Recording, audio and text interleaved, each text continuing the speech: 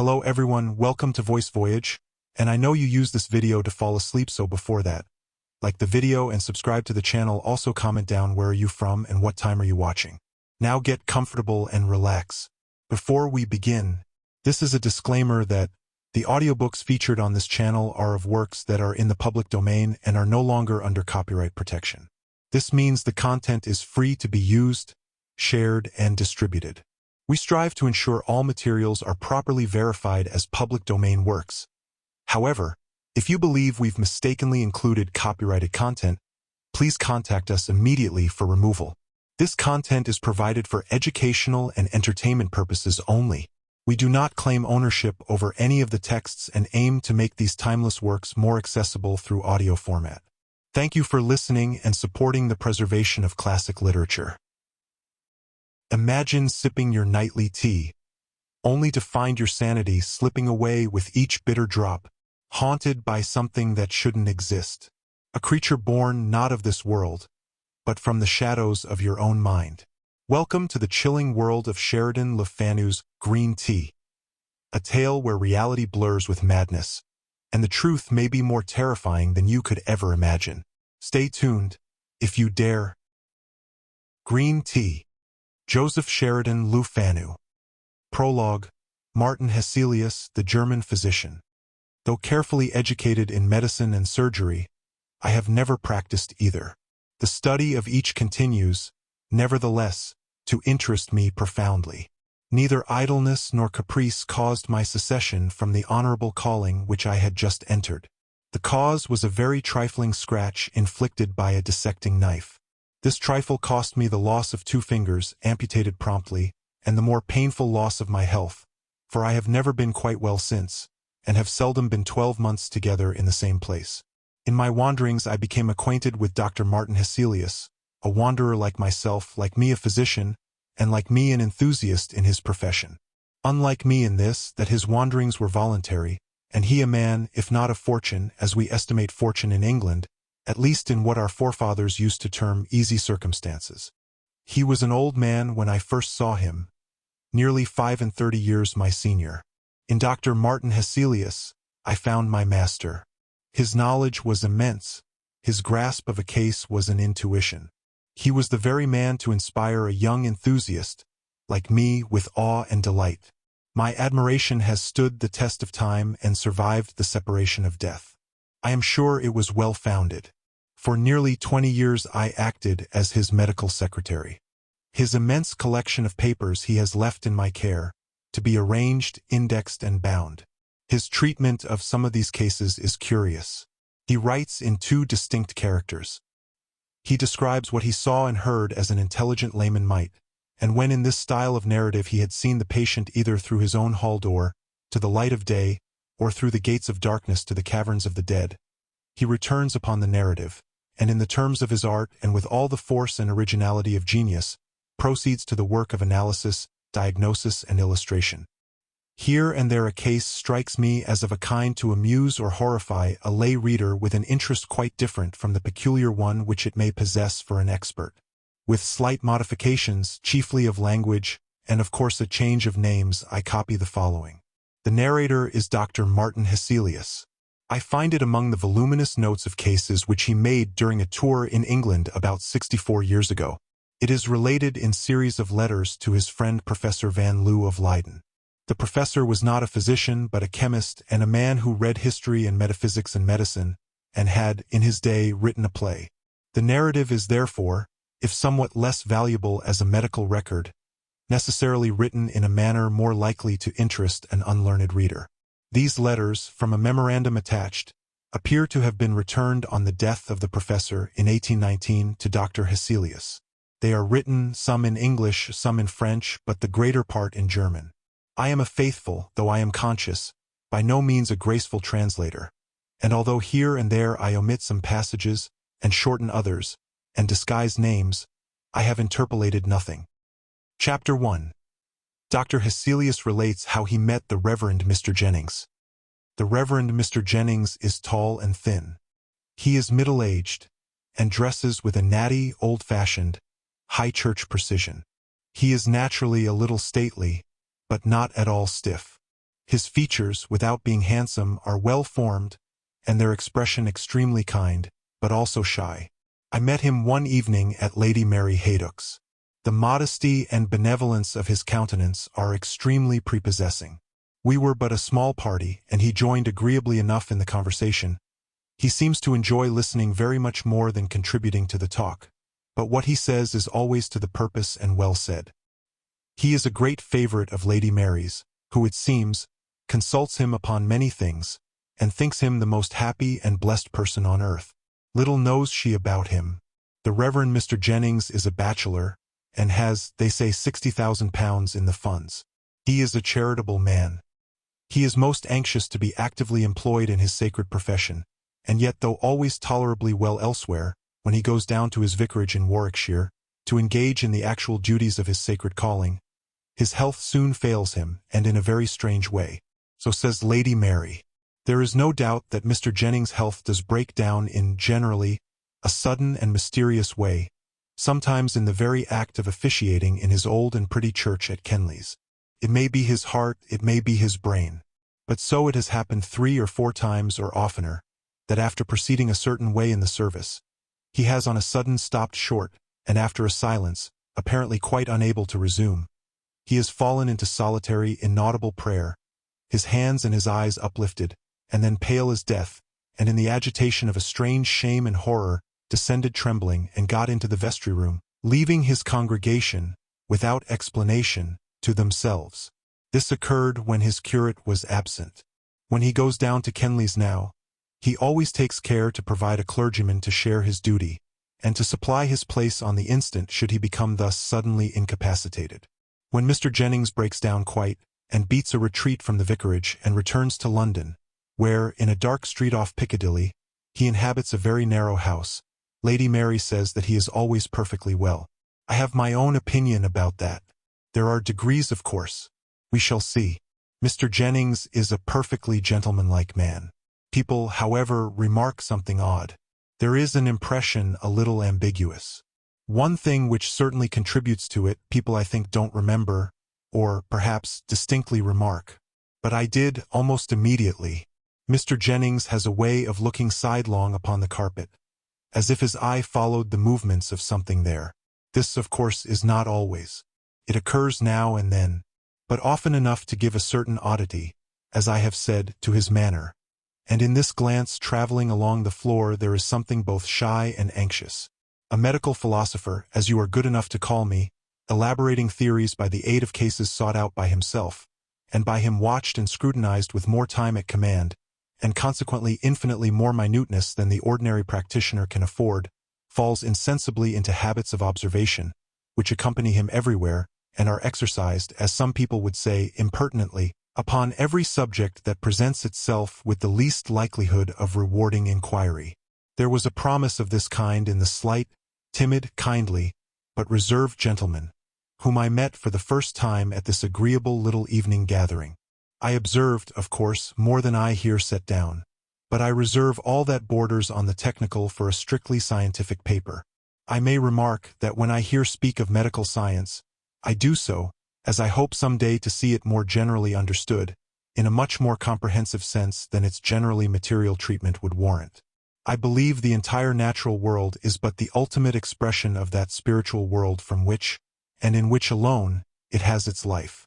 I believe that the essential man is a spirit, that the spirit is an organized substance, but as different in point of material from what we ordinarily understand by matter, as light or electricity is, that the material body is, in the most literal sense, a vesture, and death consequently no interruption of the living man's existence, but simply his extrication from the natural body, a process which commences at the moment of what we term death, and the completion of which, at furthest, a few days later, is the resurrection in power. The person who weighs the consequences of these positions will probably see their practical bearing upon medical science.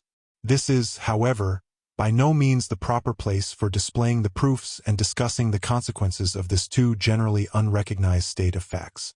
In pursuance of my habit, I was covertly observing Mr. Jennings with all my caution.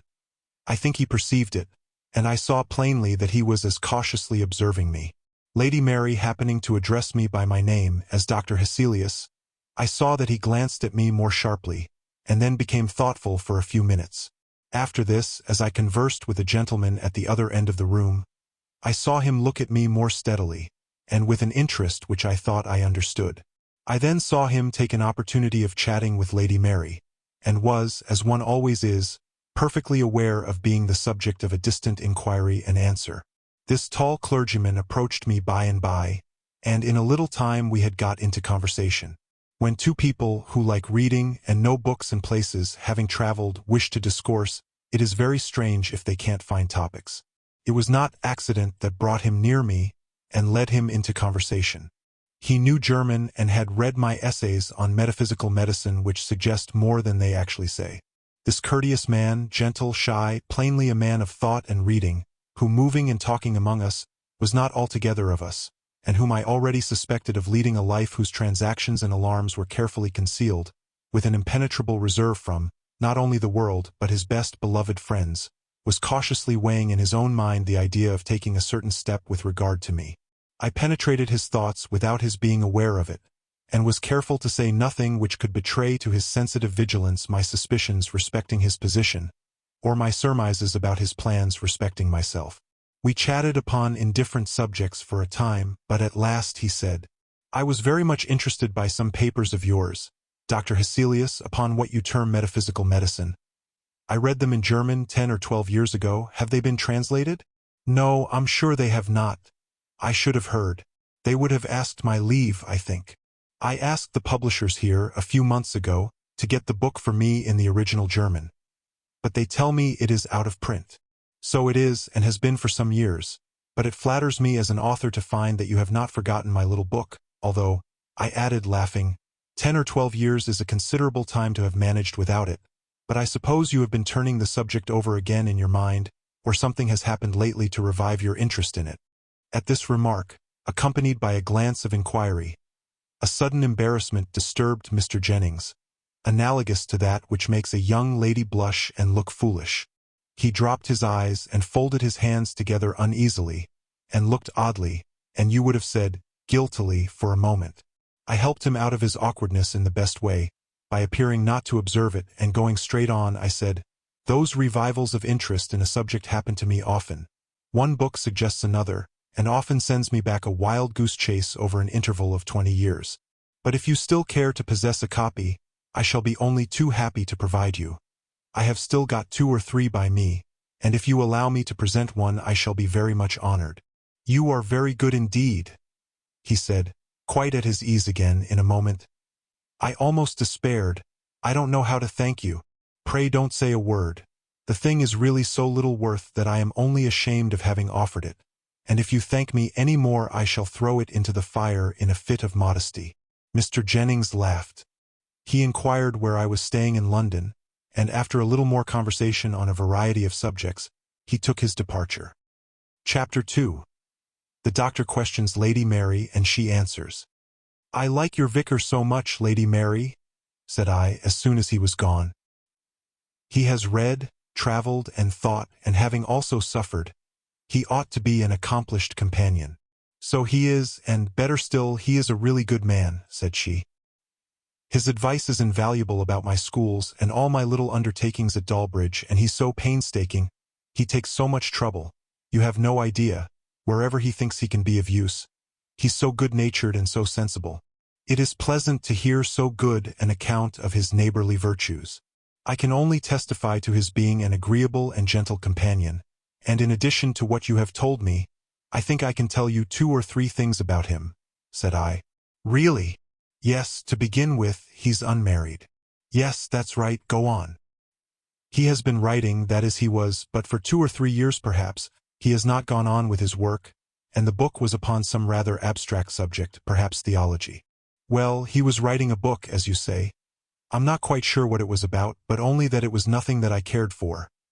"Very likely you are right, and he certainly did stop, yes.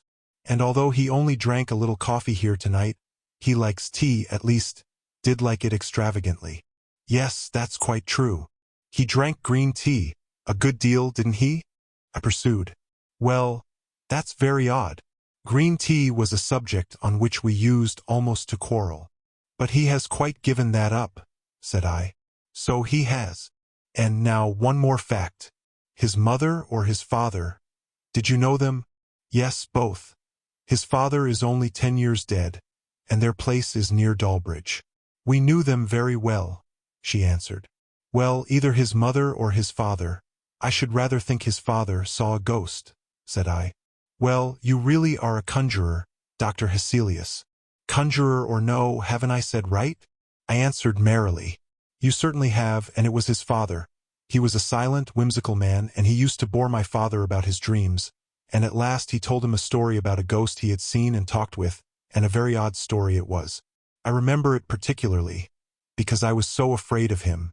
This story was long before he died, when I was quite a child, and his ways were so silent and moping, and he used to drop in sometimes in the dusk, when I was alone in the drawing room, and I used to fancy there were ghosts about him.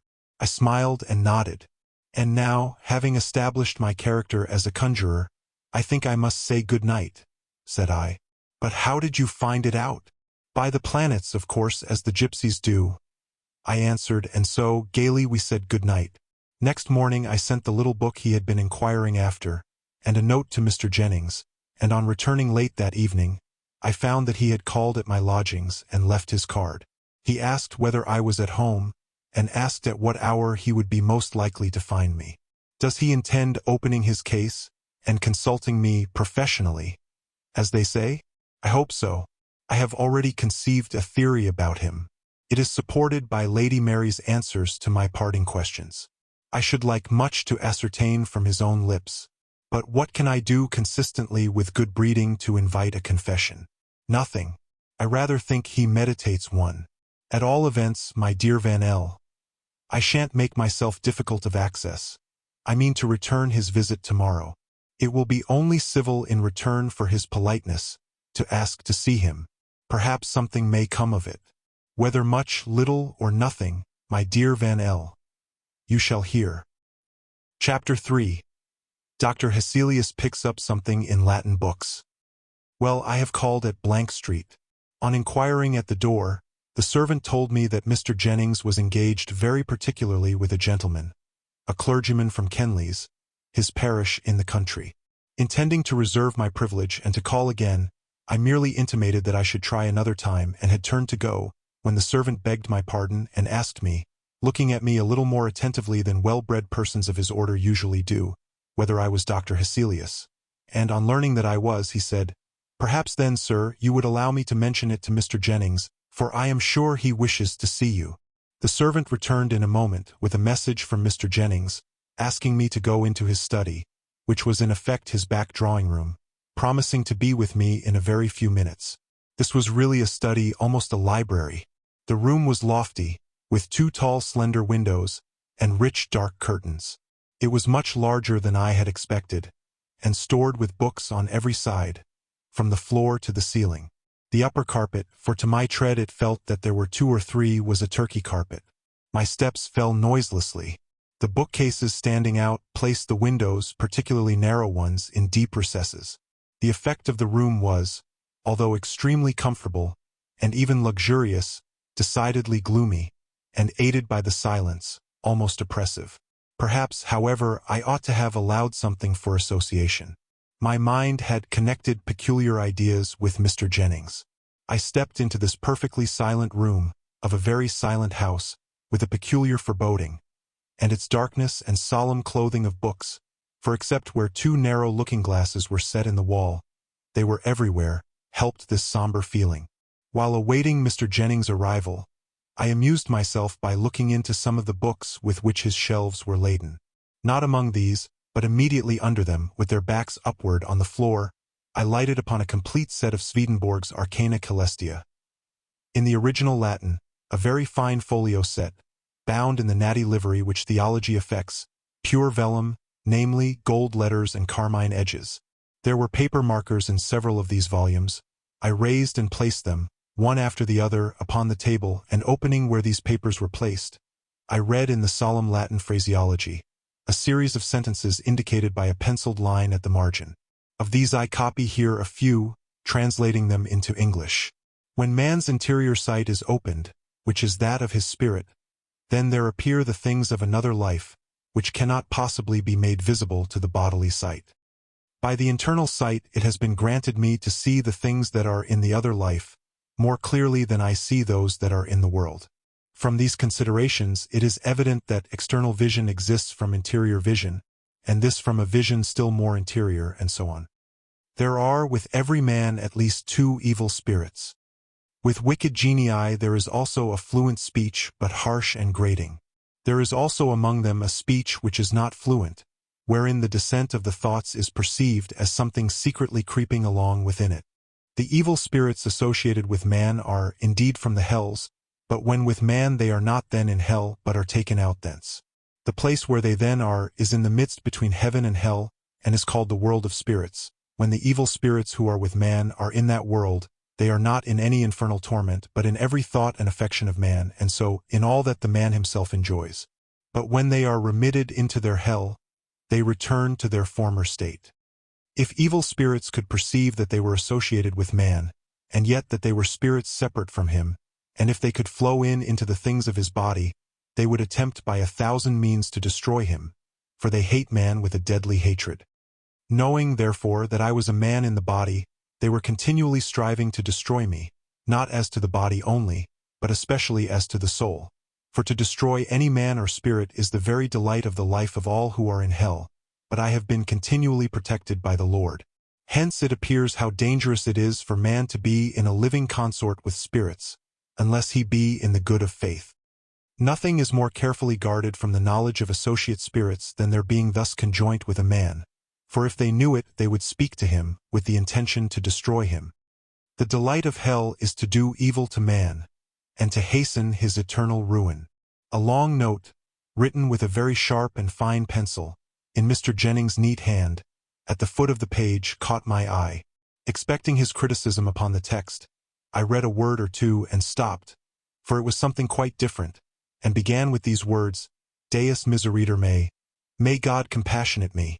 Thus warned of its private nature, I averted my eyes and shut the book, replacing all the volumes as I had found them, except one which interested me, and in which, as men studious and solitary in their habits will do, I grew so absorbed as to take no cognizance of the outer world, nor to remember where I was. I was reading some pages which refer to representatives and correspondence, in the technical language of Swedenborg, and had arrived at a passage, the substance of which is, that evil spirits, when seen by other eyes than those of their infernal associates, present themselves, by correspondence, in the shape of the beast, fray, which represents their particular lust and life, in aspect direful and atrocious. This is a long passage, and particularizes a number of those bestial forms. Chapter 4. 4 eyes were reading the passage. I was running the head of my pencil case along the line as I read it, and something caused me to raise my eyes. Directly before me was one of the mirrors I have mentioned, in which I saw reflected the tall shape of my friend, Mr. Jennings, leaning over my shoulder, and reading the page at which I was busy, and with a face so dark and wild that I should hardly have known him. I turned and rose. He stood erect also, and with an effort laughed a little, saying, I came in and asked you how you did, but without succeeding in awaking you from your book. So I could not restrain my curiosity, and very impertinently, I'm afraid, peeped over your shoulder. This is not your first time of looking into those pages. You have looked into Swedenborg, no doubt, long ago. Oh dear, yes. I owe Swedenborg a great deal. You will discover traces of him in the little book on metaphysical medicine, which you were so good as to remember. Although my friend affected a gaiety of manner, there was a slight flush in his face, and I could perceive that he was inwardly much perturbed. I'm scarcely yet qualified. I know so little of Swedenborg. I've only had them a fortnight, he answered, and I think they are rather likely to make a solitary man nervous, that is, judging from the very little I have read. I don't say that they have made me so, he laughed, and I'm so very much obliged for the book. I hope you got my note. I made all proper acknowledgments and modest disclaimers. I never read a book that I go with so entirely as that of yours, he continued. I saw at once there is more in it than is quite unfolded. Do you know Dr. Harley? He asked, rather abruptly. In passing, the editor remarks that the physician here named was one of the most eminent who had ever practiced in England. I did, having had letters to him, and had experienced from him great courtesy and considerable assistance during my visit to England. "I think that man one of the very greatest fools I ever met in my life," said Mr. Jennings. This was the first time I had ever heard him say a sharp thing of anybody, and such a term applied to so high a name a little startled me. "Really? And in what way?" I asked. "In his profession," he answered. I smiled. "I mean this," he said. "He seems to me one half blind. I mean one half of all he looks at is dark, preternaturally bright and vivid all the rest. And the worst of it is, it seems willful. I can't get him, he won't. I've had some experience of him as a physician, but I look on him as, in that sense, no better than a paralytic mind and intellect half dead. I'll tell you, I know I shall sometime, all about it," he said with a little agitation. "You stay some months longer in England. If I should be out of town during your stay for a little time, would you allow me to trouble you with a letter?" "I should be only too happy," I assured him. "Very good of you. I am so utterly dissatisfied with Harley." "A little leaning to the materialistic school," I said. "A mere materialist," he corrected me. "You can't think how that sort of thing worries one who knows better. You won't tell anyone, any of my friends you know, that I am hippish. Now, for instance, no one knows, not even Lady Mary, that I have seen Dr. Harley or any other doctor. So pray don't mention it. And if I should have any threatening of an attack, you'll kindly let me write, or, should I be in town, have a little talk with you." I was full of conjecture, and unconsciously I found I had fixed my eyes gravely on him. For he lowered his for a moment, and he said, "I see you think I might as well tell you now, or else you are forming a conjecture. But you may as well give it up. If you were guessing all the rest of your life, you will never hit on it." He shook his head smiling, and over that wintry sunshine a black cloud suddenly came down, and he drew his breath in, through his teeth as men do in pain. "Sorry, of course, to learn that you apprehend occasion to consult any of us. But command me when and how you like, and I need not assure you that your confidence is sacred." He then talked of quite other things, and in a comparatively cheerful way, and after a little time I took my leave. Chapter 5. Dr. Hesselius is summoned to Richmond. We parted cheerfully, but he was not cheerful, nor was I. There are certain expressions of that powerful organ of spirit, the human face, which, although I have seen them often, and possess a doctor's nerve, yet disturb me profoundly. One look of Mr. Jennings haunted me. It had seized my imagination with so dismal a power that I changed my plans for the evening, and went to the opera, feeling that I wanted a change of ideas. I heard nothing of or from him for 2 or 3 days, when a note in his hand reached me. It was cheerful and full of hope. He said that he had been for some little time so much better, quite well in fact, that he was going to make a little experiment and run down for a month or so to his parish, to try whether a little work might not quite set him up. There was in it a fervent religious expression of gratitude for his restoration, as he now almost hoped he might call it. A day or 2 later I saw Lady Mary, who repeated what his note had announced, and told me that he was actually in Warwickshire, having resumed his clerical duties at Kenley's, and she added, "I begin to think that he is really perfectly well, and that there never was anything the matter more than nerves and fancy. We are all nervous, but I fancy there is nothing like a little hard work for that kind of weakness, and he has made up his mind to try it. I should not be surprised if he did not come back for a year." Notwithstanding all this confidence, only 2 days later I had this note, dated from his house off Piccadilly. "Dear Sir, I have returned disappointed. If I should feel at all able to see you, I shall write to ask you kindly to call. At present I am too low, and, in fact, simply unable to say all I wish to say. Pray don't mention my name to my friends. I can see no one. By and by, please God, you shall hear from me. I mean to take a run into Shropshire, where some of my people are. God bless you. May we, on my return, meet more happily than I can now write." About a week after this I saw Lady Mary at her own house, the last person, she said, left in town, and just on the wing for Brighton, for the London season was quite over. She told me that she had heard from Mr. Jennings' niece, Martha, in Shropshire. There was nothing to be gathered from her letter, more than that he was low and nervous. In those words, of which healthy people think so lightly, what a world of suffering is sometimes hidden. Nearly 5 weeks had passed without any further news of Mr. Jennings. At the end of that time I received a note from him. He wrote, "I have been in the country, and have had change of air, change of scene, change of faces, change of everything, and in everything but myself. I have made up my mind, so far as the most irresolute creature on earth can do it, to tell my case fully to you. If your engagements will permit, pray come to me today, tomorrow, or the next day. But pray defer as little as possible. You know not how much I need help. I have a quiet house at Richmond, where I now am. Perhaps you can manage to come to dinner, or to luncheon, or even to tea. You shall have no trouble in finding me out. The servant at Blank Street, who takes this note, will have a carriage at your door at any hour you please, and I am always to be found. You will say that I ought not to be alone. I have tried everything. Come and see."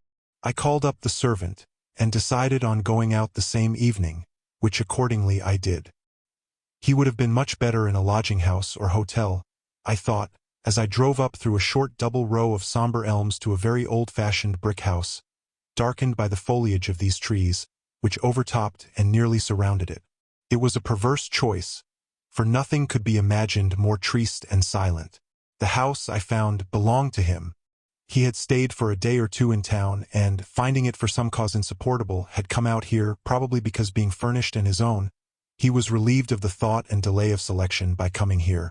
The sun had already set, and the red reflected light of the western sky illuminated the scene with the peculiar effect with which we are all familiar. The hall seemed very dark, but, getting to the back drawing-room, whose windows command the west, I was again in the same dusky light.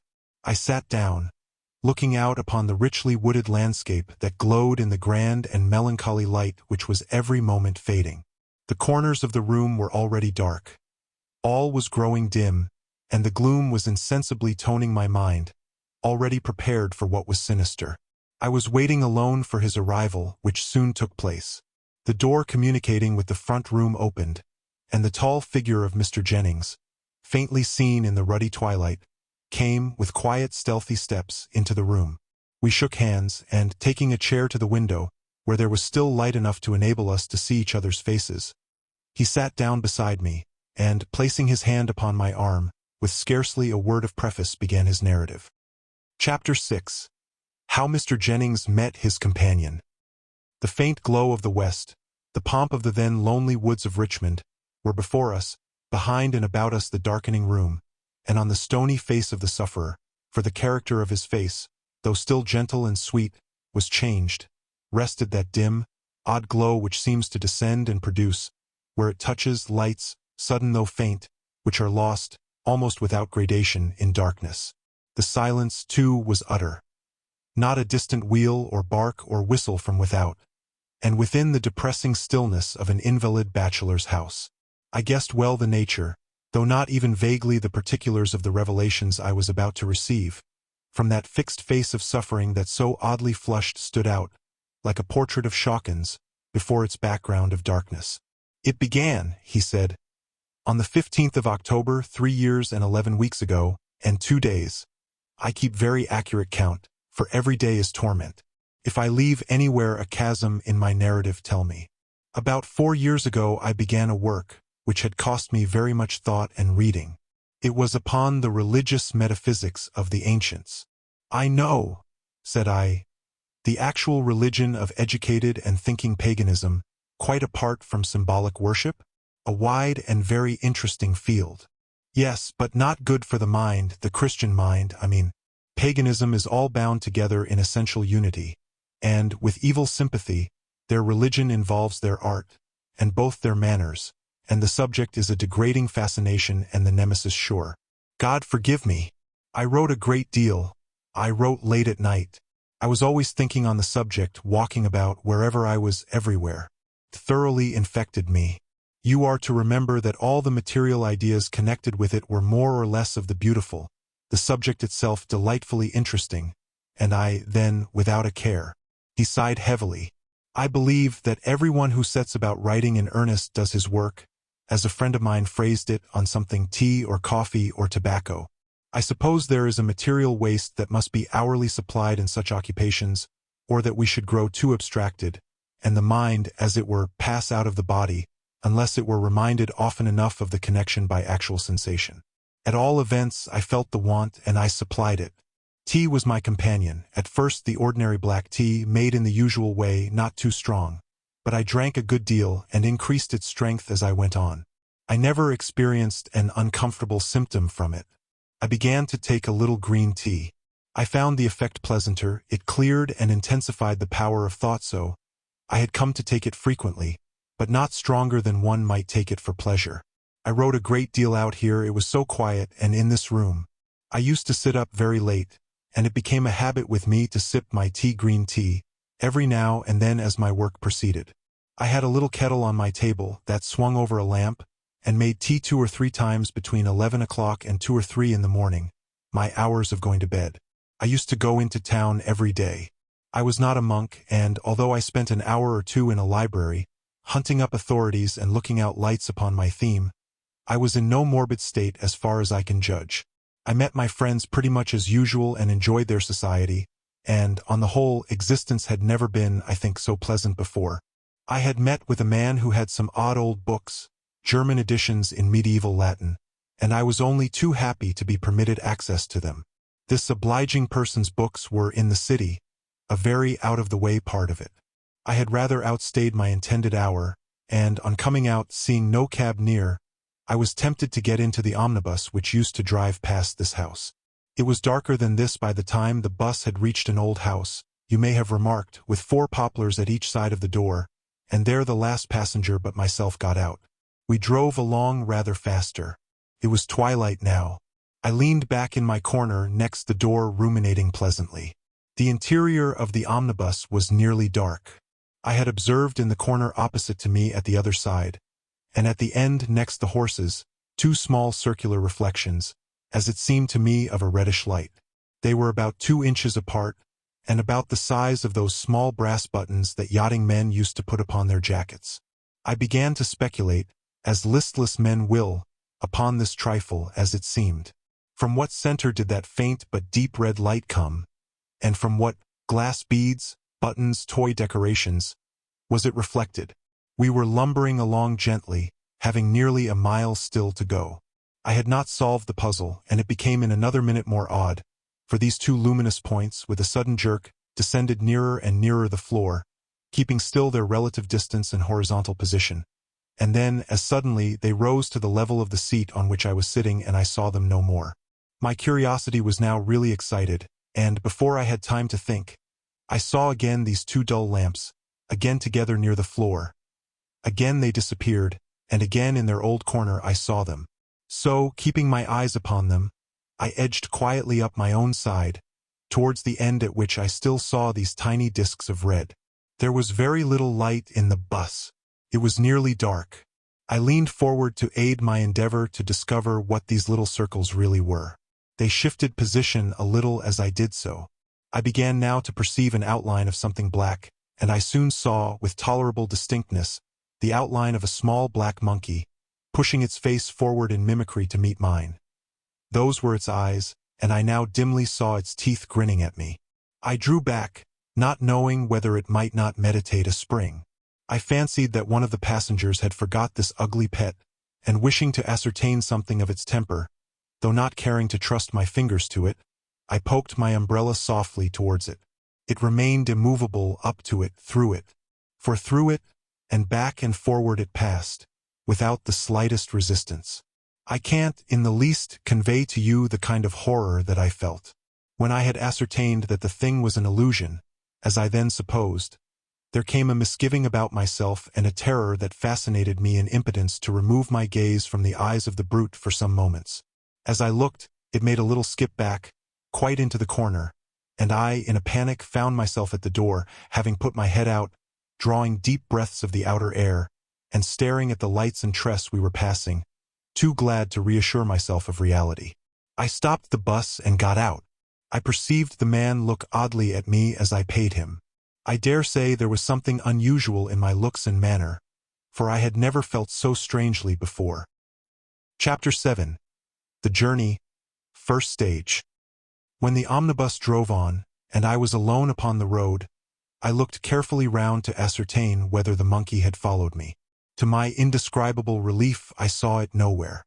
I can't describe easily what a shock I had received, and my sense of genuine gratitude on finding myself, as I supposed, quite rid of it. I had got out a little before we reached this house, 200 or 300 steps. A brick wall runs along the footpath, and inside the wall is a hedge of yew, or some dark evergreen of that kind, and within that again the row of fine trees which you may have remarked as you came. This brick wall is about as high as my shoulder, and happening to raise my eyes I saw the monkey, with that stooping gait on all fours, walking or creeping, close beside me on top of the wall. I stopped, looking at it with a feeling of loathing and horror. As I stopped, so did it. It sat up on the wall with its long hands on its knees looking at me. There was not light enough to see it much more than in outline, nor was it dark enough to bring the peculiar light of its eyes into strong relief. I still saw, however, that red foggy light plainly enough. It did not show its teeth, nor exhibit any sign of irritation, but seemed jaded and sulky, and was observing me steadily. I drew back into the middle of the road. It was an unconscious recoil, and there I stood, still looking at it. It did not move. With an instinctive determination to try something, anything, I turned about and walked briskly towards town with a scant look, all the time watching the movements of the beast. Crept swiftly along the wall, at exactly my pace. Where the wall ends, near the turn of the road, it came down, and with a wiry spring or two brought itself close to my feet, and continued to keep up with me as I quickened my pace. It was at my left side, so close to my leg that I felt every moment as if I should tread upon it. The road was quite deserted and silent, and it was darker every moment. I stopped dismayed and bewildered, turning as I did so the other way. I mean towards this house, away from which I had been walking. When I stood still, the monkey drew back to a distance of, I suppose, about 5 or 6 yards and remained stationary, watching me. I had been more agitated than I have said. I had read, of course, as everyone has, something about spectral illusions, as you physicians term the phenomena of such cases. I considered my situation, and looked my misfortune in the face. These affections, I had read, are sometimes transitory and sometimes obstinate. I had read of cases in which the appearance, at first harmless, had, step by step, degenerated into something direful and insupportable, and ended by wearing its victim out. Still as I stood there, but for my bestial companion, quite alone, I tried to comfort myself by repeating again and again the assurance. The thing is purely disease, a well-known physical affection, as distinctly as smallpox or neuralgia. Doctors are all agreed on that. Philosophy demonstrates it.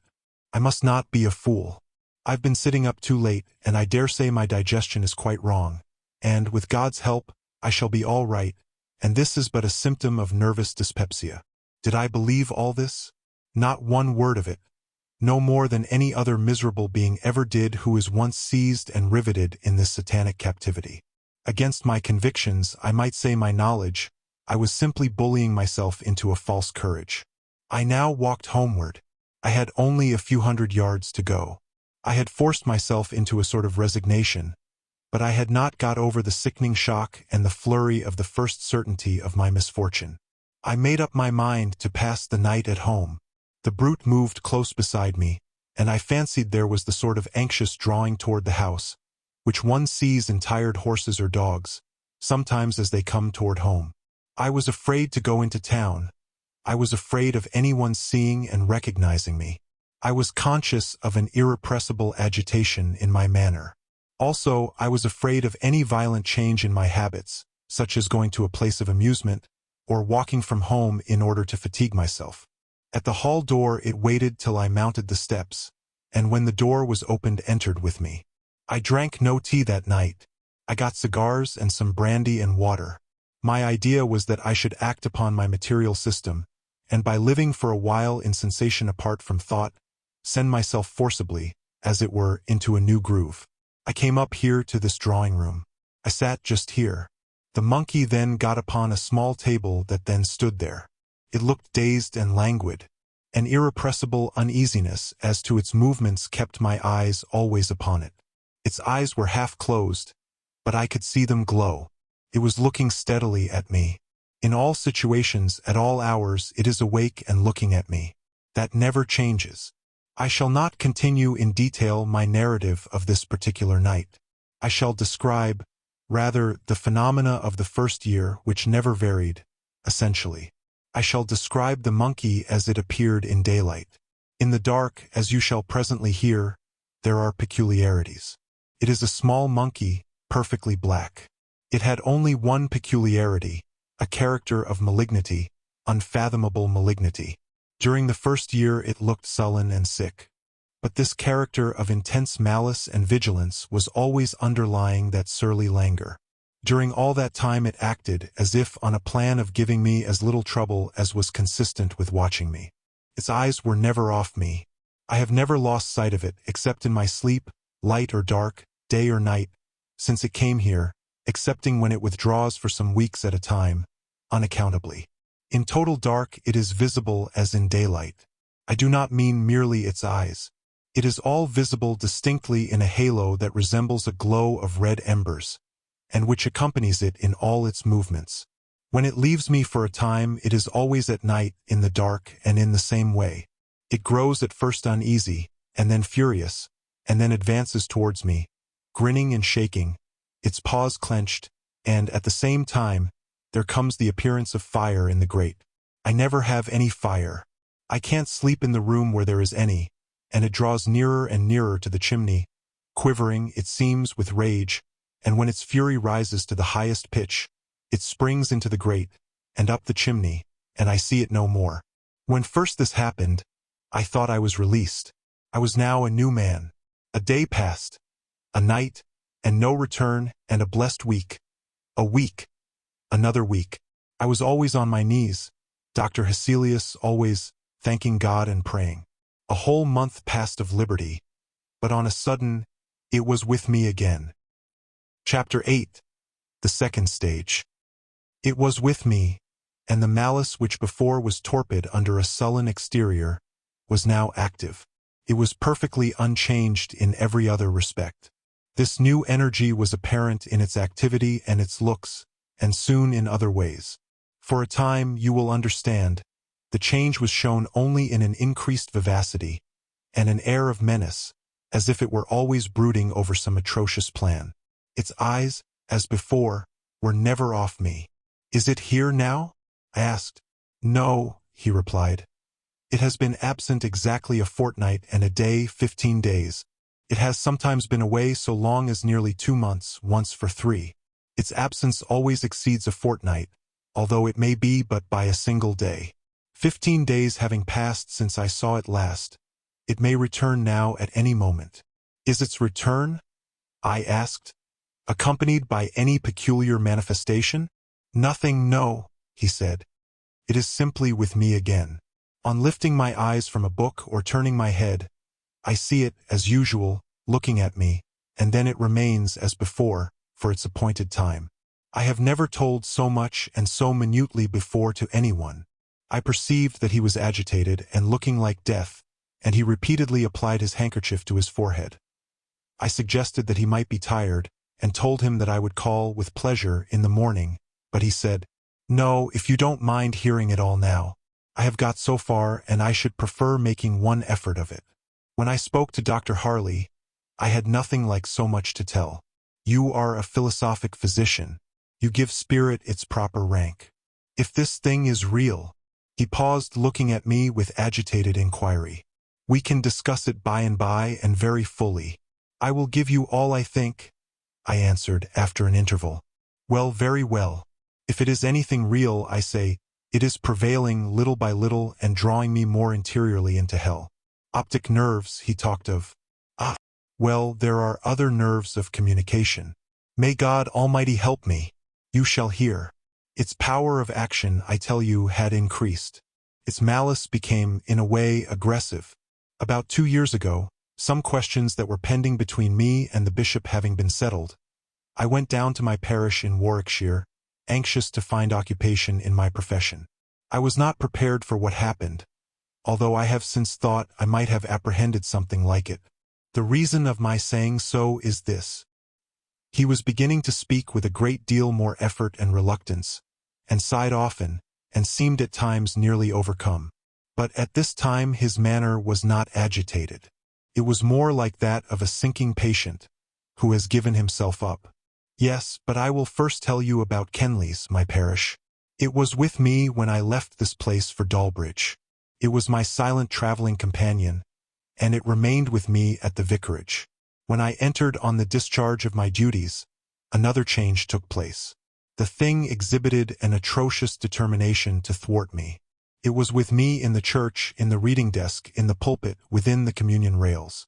At last, it reached this extremity, that while I was reading to the congregation, it would spring upon the book and squat there, so that I was unable to see the page. This happened more than once. I left Dalbridge for a time. I placed myself in Dr. Harley's hands. I did everything he told me. He gave my case a great deal of thought. It interested him, I think. He seemed successful. For nearly 3 months I was perfectly free from a return. I began to think I was safe. With his full assent I returned to Dalbridge. I traveled in a chaise. I was in good spirits. I was happy and grateful. I was returning, as I thought, delivered from a dreadful hallucination, to the scene of duties which I longed to enter upon. It was a beautiful sunny evening. Everything looked serene and cheerful, and I was delighted. I remember looking out of the window to see the spire of my church at Kenley's among the trees, at the point where one has the earliest view of it. It is exactly where the little stream that bounds the parish passes under the road by a culvert, and where it emerges at the roadside, a stone with an old inscription is placed. As we passed this point, I drew my head in and sat down, and in the corner of the chaise was the monkey. For a moment I felt faint, and then quite wild with despair and horror. I called to the driver and got out, and sat down at the roadside, and prayed to God silently for mercy. A despairing resignation supervened. My companion was with me as I re-entered the vicarage. The same persecution followed. After a short struggle I submitted, and soon I left the place. "I told you," he said, "that the beast has before this become in certain ways aggressive. I will explain a little. It seemed to be actuated by intense and increasing fury whenever I said my prayers, or even meditated prayer. It amounted at last to a dreadful interruption. You will ask, how could a silent immaterial phantom effect that? It was thus whenever I meditated praying. It was always before me and nearer and nearer. It used to spring on a table, on the back of a chair, on the chimney-piece, and slowly to swing itself from side to side, looking at me all the time. There is in its motion an indefinable power to dissipate thought, and to contract one's attention to that monotony, till the ideas shrink, as it were, to a point and at last to nothing. And unless I had started up and shook off the catalepsy, I have felt as if my mind were on the point of losing itself. There are other ways." He sighed heavily. "Thus, for instance, while I pray with my eyes closed, it comes closer and closer, and I see it. I know it is not to be accounted for physically, but I do actually see it, though my lids are dosed, and so it rocks my mind, as it were, and overpowers me, and I am obliged to rise from my knees. If you had ever yourself known this, you would be acquainted with desperation." Chapter 9. The Third Stage. I see, Dr. Hesselius, that you don't lose one word of my statement. I need not ask you to listen specially to what I am now going to tell you. They talk of the optic nerves, and of spectral illusions, as if the organ of sight was the only point assailable by the influences that have fastened upon me. I know better. For 2 years in my direful case that limitation prevailed. But as food is taken in softly at the lips, and then brought under the teeth, as the tip of the little finger caught in a mill crank will draw in the hand, and the arm and the whole body, so the miserable mortal who has been once caught firmly by the end of the finest fiber of his nerve, is drawn in and in, by the enormous machinery of hell, until he is as I am. Yes, doctor, as I am. For a while I talk to you, and implore relief. I feel that my prayer is for the impossible, and my pleading with the inexorable. I endeavored to calm his visibly increasing agitation, and told him that he must not despair. While we talked, the night had overtaken us. The filmy moonlight was wide over the scene which the window commanded, and I said, "Perhaps you would prefer having candles. This light, is odd. I should wish you, as much as possible, under your usual conditions while I make my diagnosis, shall I call it? Otherwise I don't care. All lights are the same to me, he said. Except when I read or write, I care not if night were perpetual. I am going to tell you what happened about a year ago. The thing began to speak to me. Speak? How do you mean, speak as a man does? Do you mean? Yes. Speak in words and consecutive sentences, with perfect coherence and articulation. But there is a peculiarity. It is not like the tone of a human voice. It is not by my ears it reaches me. It comes like a singing through my head. This faculty, the power of speaking to me, will be my undoing. It won't let me pray. It interrupts me with dreadful blasphemies. I dare not go on, I could not. Oh, doctor, can the skill and thought and prayers of man avail me nothing? You must promise me, my dear sir, not to trouble yourself with unnecessarily exciting thoughts. Confine yourself strictly to the narrative of facts, and recollect, above all, that even if the thing that infests you be, you seem to suppose a reality with an actual independent life and will, yet it can have no power to hurt you, unless it be given from above. Its access to your senses depends mainly upon your physical condition. This is, under God, your comfort and reliance. We are all alike, environed. It is only that in your case the pares, the veil of the flesh, the screen, is a little out of repair and sights and sounds are transmitted. We must enter on a new course, sir. Be encouraged. I'll give tonight to the careful consideration of the whole case. You are very good, sir.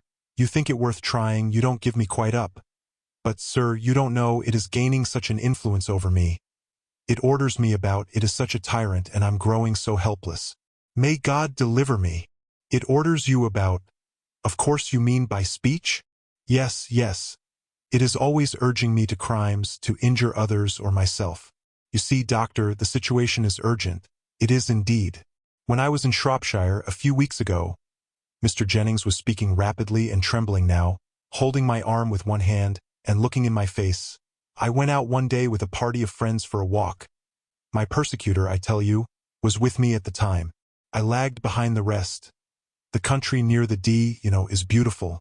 Our path happened to lie near a coal mine, and at the verge of the wood is a perpendicular shaft, they say 150 feet deep. My niece had remained behind with me. She knows, of course, nothing of the nature of my sufferings. She knew, however, that I had been ill and was low, and she remained to prevent my being quite alone. As we loitered slowly on together, the brute that accompanied me was urging me to throw myself down the shaft. I tell you now, oh, sir, think of it! The one consideration that saved me from that hideous death was the fear lest the shock of witnessing the occurrence should be too much for the poor girl. I asked her to go on and walk with her friends, saying that I could go no further.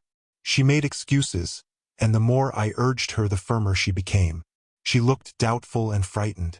I suppose there was something in my looks or manner that alarmed her, but she would not go, and that literally saved me.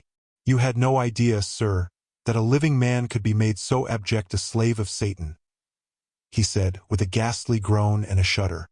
There was a pause here, and I said, you were preserved nevertheless. It was the act of God. You are in his hands and in the power of no other being. Be therefore confident for the future. Chapter 10 Home. I made him have candles lighted, and saw the room looking cheery and inhabited before I left him. I told him that he must regard his illness strictly as one dependent on physical, though subtle physical causes. I told him that he had evidence of God's care and love in the deliverance which he had just described, and that I had perceived with pain that he seemed to regard its peculiar features as indicating that he had been delivered over to spiritual reprobation. Than such a conclusion nothing could be, I insisted, less warranted. And not only so, but more contrary to facts, as disclosed in his mysterious deliverance from that murderous influence during his Shropshire excursion. First, his niece had been retained by his side without his intending to keep her near him, and secondly, there had been infused into his mind an irresistible repugnance to execute the dreadful suggestion in her presence. As I reasoned this point with him, Mr. Jennings wept. He seemed comforted. One promise I exacted, which was that should the monkey at any time return, I should be sent for immediately, and, repeating my assurance that I would give neither time nor thought to any other subject until I had thoroughly investigated his case, and that tomorrow he should hear the result, I took my leave. Before getting into the carriage, I told the servant that his master was far from well, and that he should make a point of frequently looking into his room. My own arrangements I made with a view to being quite secure from interruption. I merely called at my lodgings, and with a traveling desk and carpet-bag, set off in a hackney carriage for an inn about 2 miles out of town, called The Horns, a very quiet and comfortable house with good thick walls, and there I resolved, without the possibility of intrusion or distraction, to devote some hours of the night, in my comfortable sitting-room, to Mr. Jennings' case, and so much of the morning as it might require. There occurs here a careful note of Dr. Hesselius' opinion upon the case, and of the habits, dietary, and medicines which he prescribed. It is curious, some persons would say mystical, but, on the whole, I doubt whether it would sufficiently interest a reader of the kind I am likely to meet with, to warrant its being here reprinted. The whole letter was plainly written at the inn where he had hid himself for the occasion. The next letter is dated from his town lodgings. I left town for the inn where I slept last night at 9:30, and did not arrive at my room in town until 1 o'clock this afternoon. I found a letter in Mr. Jennings' hand upon my table. It had not come by post, and, on inquiry, I learned that Mr. Jennings' servant had brought it, and on learning that I was not to return until today, and that no one could tell him my address, he seemed very uncomfortable, and said his orders from his master were that he was not to return without an answer. I opened the letter and read, "Dear Dr. Hesselius. It is here. You had not been an hour gone when it returned. It is speaking. It knows all that has happened. It knows everything. It knows you and is frantic and atrocious. It reviles. I send you this. It knows every word I have written, I write. This I promised, and I therefore write, but I fear very confused, very incoherently. I am so interrupted, disturbed. Ever yours, sincerely yours, Robert Linder Jennings." "When did this come?" I asked. "About 11 last night. The man was here again, and has been here 3 times today. The last time is about an hour since." Thus answered, and with the notes I had made upon his case in my pocket, I was in a few minutes driving towards Richmond, to see Mr. Jennings. I by no means, as you perceive, despaired of Mr. Jennings' case. He had himself remembered and applied, though quite in a mistaken way, the principle which I lay down in my metaphysical medicine, and which governs all such cases. I was about to apply it in earnest. I was profoundly interested, and very anxious to see and examine him while the enemy was actually present. I drove up to the somber house and ran up the steps, and knocked. The door, in a little time, was opened by a tall woman in black silk.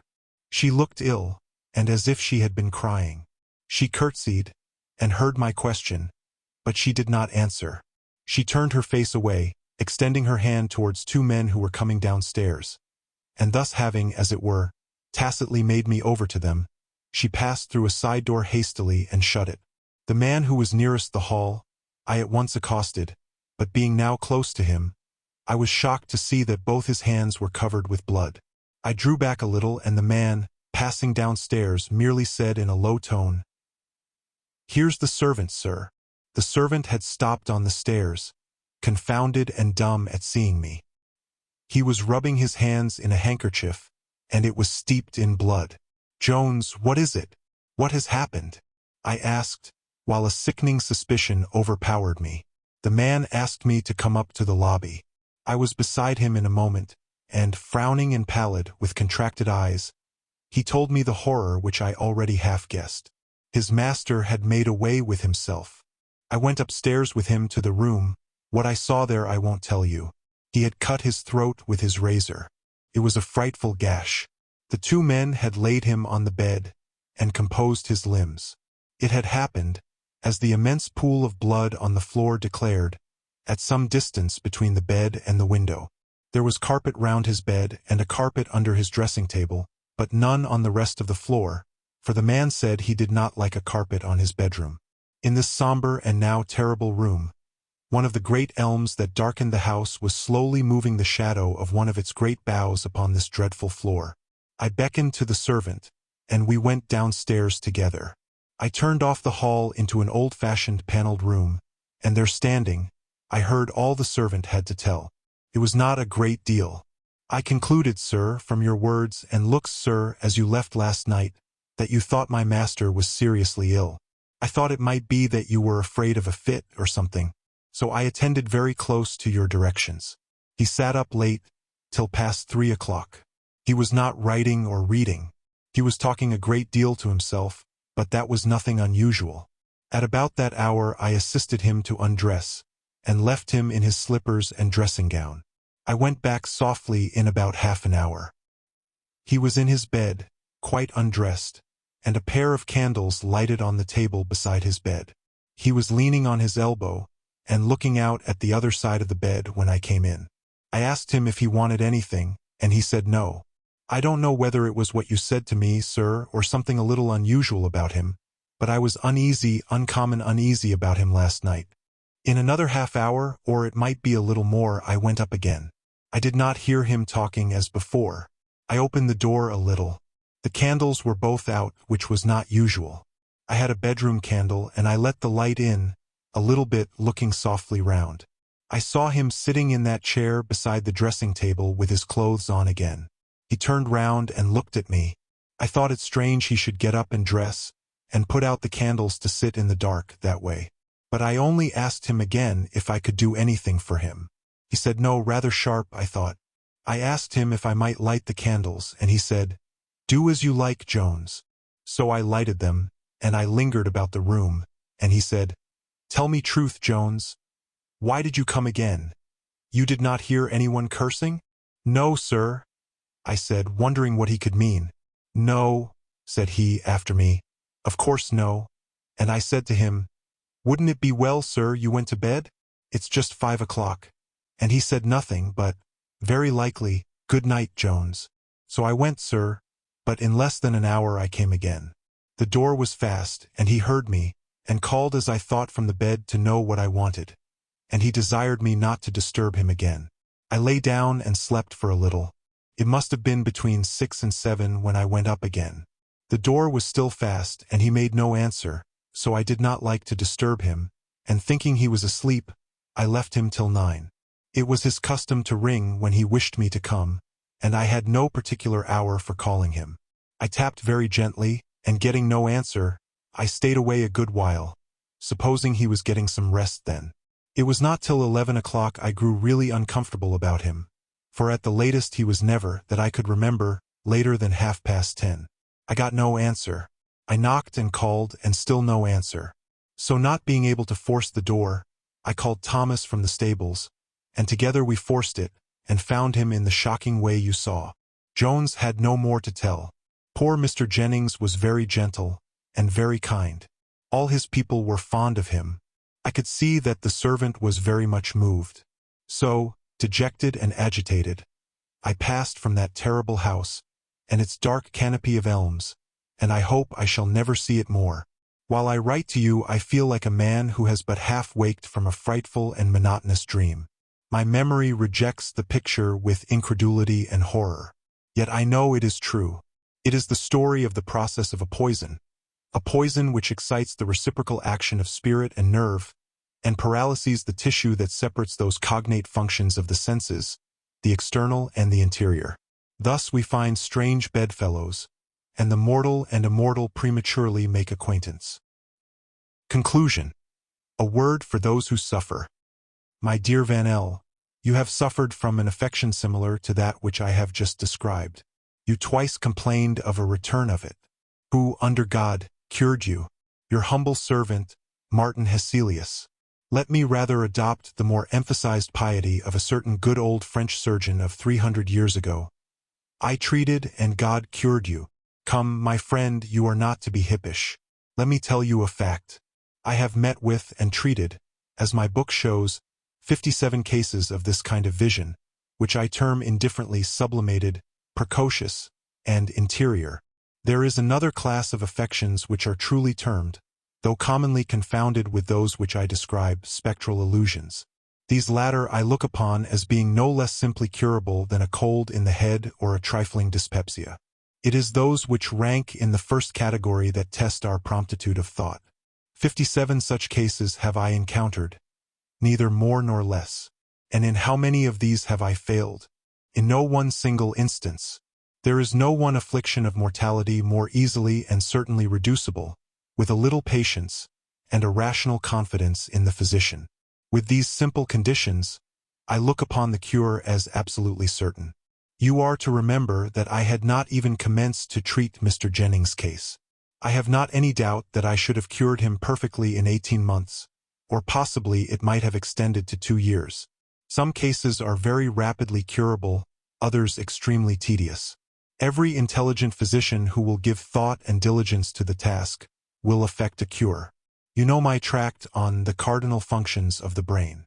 I there, by the evidence of innumerable facts, prove, as I think, the high probability of a circulation arterial and venous in its mechanism, through the nerves. Of this system, thus considered, the brain is the heart. The fluid, which is propagated hence through one class of nerves, returns in an altered state through another, and the nature of that fluid is spiritual, though not immaterial, any more than, as I before remarked, light or electricity are so. By various abuses, among which the habitual use of such agents as green tea is one, this fluid may be affected as to its quality, but it is more frequently disturbed as to equilibrium. This fluid being that which we have in common with spirits, a congestion found upon the masses of brain or nerve, connected with the interior sense, forms a surface unduly exposed, on which disembodied spirits may operate. Communication is thus more or less effectually established.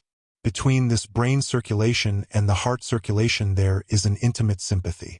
The seat, or rather the instrument of exterior vision, is the eye. The seat of interior vision is the nervous tissue and brain, immediately about and above the eyebrow. You remember how effectually I dissipated your pictures by the simple application of iced eau de cologne. Few cases, however, can be treated exactly alike with anything like rapid success. Cold acts powerfully as a repellent of the nervous fluid. Long enough continued it will even produce that permanent insensibility which we call numbness, and a little longer muscular as well as sensational paralysis. I have not, I repeat, the slightest doubt that I should have first dimmed and ultimately sealed that inner eye which Mr. Jennings had inadvertently opened. The same senses are opened in delirium tremens, and entirely shut up again when the overaction of the cerebral heart, and the prodigious nervous congestions that attend it, are terminated by a decided change in the state of the body. It is by acting steadily upon the body, by a simple process, that this result is produced, and inevitably produced. I have never yet failed. Poor Mr. Jennings made away with himself. But that catastrophe was the result of a totally different malady, which, as it were, projected itself upon the disease which was established. His case was in the distinctive manner a complication, and the complaint under which he really succumbed was hereditary suicidal mania. Poor Mr. Jennings I cannot call a patient of mine, for I had not even begun to treat his case, and he had not yet given me, I am convinced, his full and unreserved confidence. If the patient do not array himself on the side of the disease, his cure is certain. Dear listener, we bring another tale to a close. A journey woven with words, imagination, and emotion here at the Voyage, where stories flow like a river's current, guiding you to distant realms and unexplored depths. We're grateful you joined us. As always, we invite you to stay a little longer. Subscribe to our channel and uncover more stories waiting to be heard, each one a cascade of voices, ideas, and artistry. And remember, every great story begins with a single word. Perhaps the next one will begin with you. Until our voices meet again, may your days be filled with quiet moments, rich pages, and the gentle comfort of a well-told tale. This is the Voyage, signing off.